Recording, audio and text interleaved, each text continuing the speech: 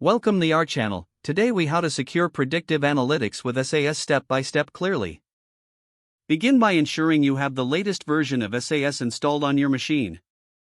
Open your SAS software and create a new project. Familiarize yourself with the SAS interface, particularly the Explorer, Program Editor, and Results Viewer. Start by loading your dataset into SAS using the Import Data wizard. Select the appropriate file type and locate your dataset. Review the data to ensure it is imported correctly. Next, explore data quality and integrity using proc contents. Check for missing values and outliers in your dataset. Once your data is clean, create a new program in the Program Editor. Import necessary libraries for predictive analytics, such as SAS/stat or SAS/ETS.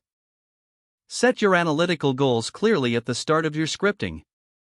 Decide on the predictive model that suits your data needs, such as regression or decision trees. Use procreg for linear regression models or procupsplit for decision tree models. Specify your target variable and predictor variables in the model. Run your model and analyze the output for accuracy. Evaluate model performance by splitting your data into training and testing datasets. Use the training dataset to build your model and the testing dataset to validate it.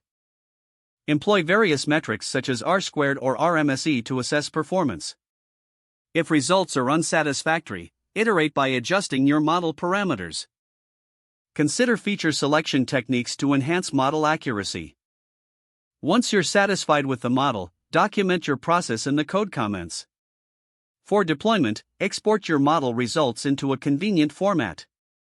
Utilize SAS scoring capabilities for future prediction tasks. Finally, ensure compliance with data privacy and security standards throughout the process. Review your work to confirm everything is accurately documented and saved.